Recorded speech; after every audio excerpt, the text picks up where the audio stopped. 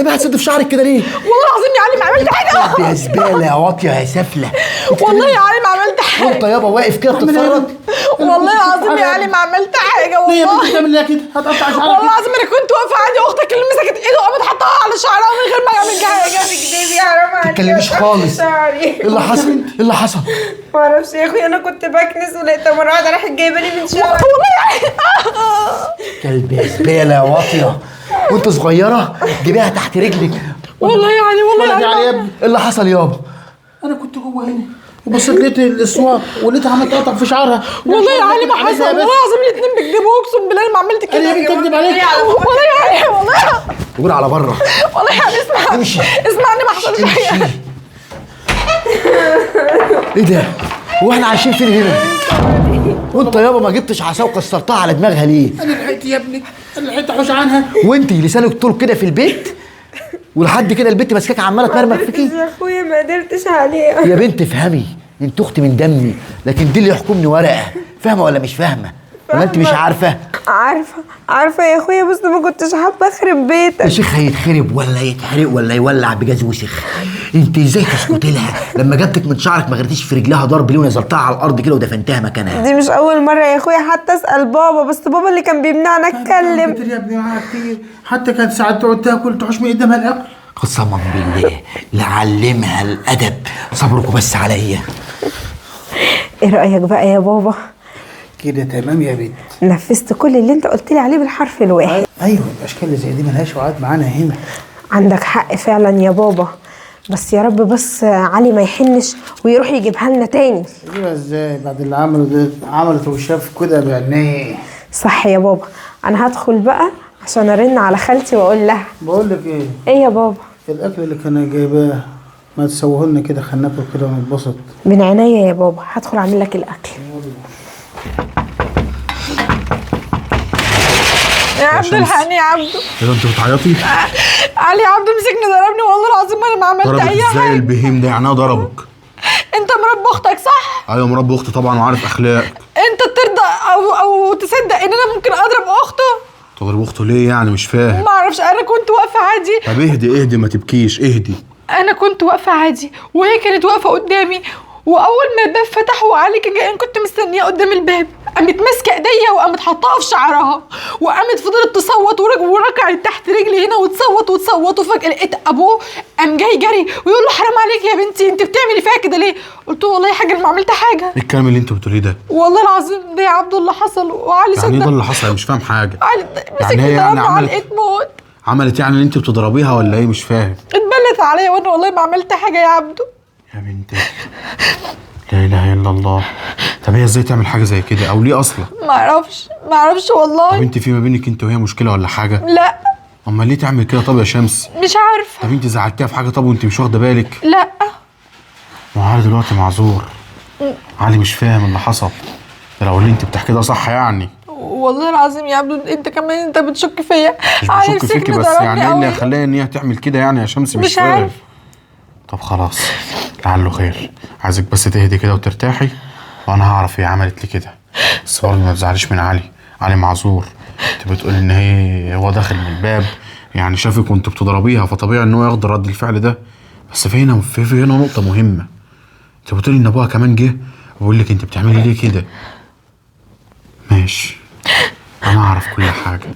وهل ابوه فعلا اتفق هما الاتنين مع بعض ولا البت اللي بتمثل الحوار ده عليهم؟ ادخلي وانا هتصرف. ماشي. في حاجه غلط في الموضوع. بص بقى يا بابا، لو فكر ان هو يرجعها تاني هبلنا عليها مره كمان عشان يطفشها من هنا ودماغ في داهيه. بس هوريك عجبتك في الفكره ولا لا؟ لا كلامك كله نفذتهولك بالحرف الواحد، وكان عندك حق فعلا. علي صدقنا. لو ايه وخلت عليها برضه. طبعا امال ايه؟ دماغي ما بنتك هنا ممثله، انت رايك ايه بقى؟ الله امال ايه يا علي يا ابني انت هنا من بدري؟ الله على الاب والبنت. الله انا اول مره اشوف اهل عايزين يخربوا على ابنهم. عارفه انا صدق ان ممكن سلفة تخرب على سلفتها، لكن اخت واب يتفقوا على زوجة عشان يخربوا بيت ابنه وبيت اخوها، دي اللي ما شفتهاش قبل كده. انا المفروض دلوقتي اضربك 50 قلم على وشك، بس مش هينفع.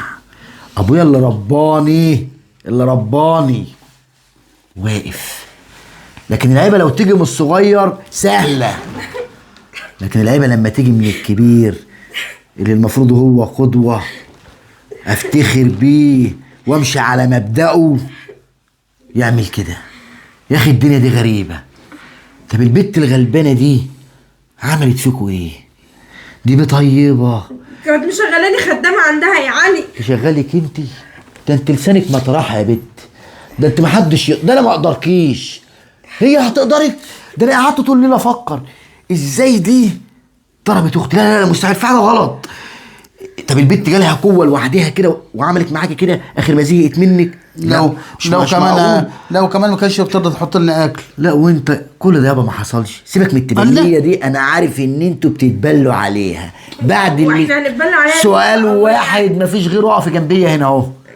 سؤال واحد. اقف يا بنت جنب اخوك ما تخافيش. لا انا واقفه جنب سؤال واحد مش هسألك غيره، ولو كدبتي والله العظيم لا قطعك ليوم الدين. لا يا ماما ما يرضينيش يا اخويا. عملت كده ليه؟ ابوك هو اللي قال لي بصراحه.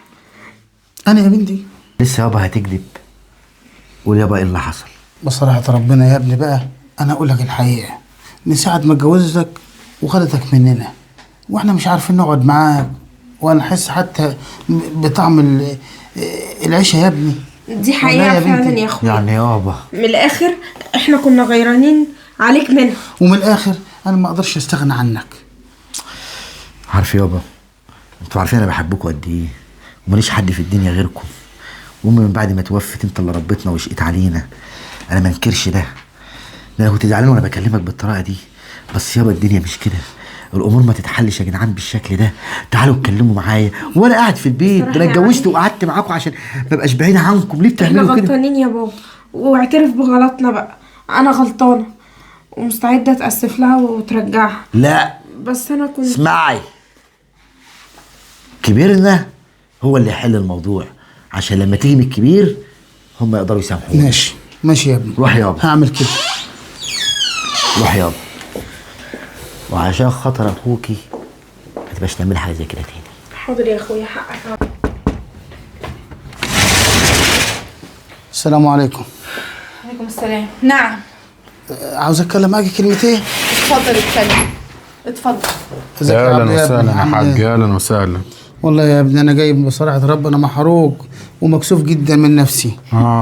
احنا جينا عليها وبعدين هي بنت حلال وبنت اصول وما غلطتش فينا ابدا ولا عمرها شفنا منها اختي حاجه انا وحشه. مربيها كويس يا حاج، ونعم التربيه. وانا متربي كويس من ابويا الله يرحمه. مات وساب راجل في ظهره، ساب راجل يشيل اسمه وصورته الطيبه ما يطلعش منه العيبه. ماشي يا عبد يا ابني، وانا جيت هود لحد البيت وانا بتاسف لها وتسامحني، ويا سيدي مش هنقعد معاهم، هاخد بنتي ونروح البيت. الا صحيح يا حاج، وجوزها. اسفك ده على ايه؟ هي اختي عملت حاجه لا قدر الله. هبقى افهمك يا ابني بعدين. ايه يا بنتي قلت؟ طب ما نتكلم يا حاج، هو في حد غريب واقف؟ دي اختي ولو غلطت بالله عليا يا عبد. استنى يا بت، لو غلطت انا ادبها. هو بصراحه ربنا انا بحب ابني قوي قوي، وبعدين انا قلت ايه نضايقها شويه، دي سبب يعني من الاسباب اللي انا جاي اتاسف فيه. ايوه تضايقها. وانا ماشي يا حاج. عرفت الغلط بتاعي وما عادش اضايقها تاني. خش جوه دلوقتي يا شمس. بص يا حاج، صلي على النبي عليه الصلاه والسلام. انا اختي مش عيله صغيره علشان تضايقوها بالطريقه دي، واختي فاهمه كويس ان انتوا كنتوا بتتبلوا عليها. طب ليه؟ اختي زعلتكم في ايه؟ جت على حد فيكم؟ ده انا قبل ما تطلع من البيت ده وتروح بيت ابنك مقرط عليهم فاهمها كويس قوي.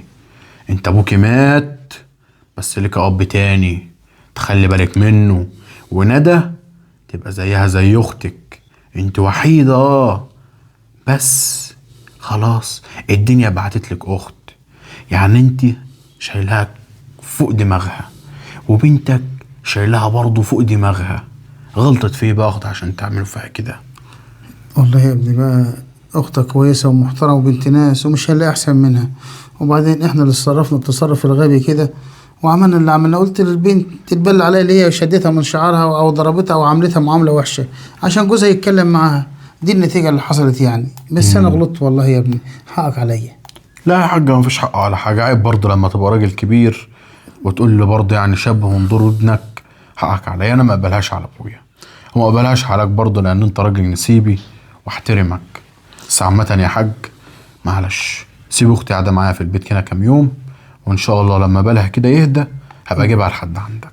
لا اسمع بقى، معلش يا حاج، لحد البيت واطلب في حقك وخد. ده طلبي. وبعدين معلش في كلمه، انا مش هبقى اجي لك لحد هنا وتكسفني. مش بكسفك يا حاج معلش، بس انا اختي نفسيتها تعبانه ومحتاجه ان هي ترتاح. لو هي تكسفني قول لها. لا هي قابلت لي قبل ما انت تيجي كده يعني. ايوه يا حاج، دي اخرتها. اقعد اشرب الشاي خد واجبك، وان شاء الله اختي بالها يروق، وبعد كده اجيبها لك واجي لحد البيت. خلاص يا ابني اللي انت شايفه. اتفضل يا حاج. السلام عليكم. اتفضل يا حاج اشرب حاجه. كتر خيرك.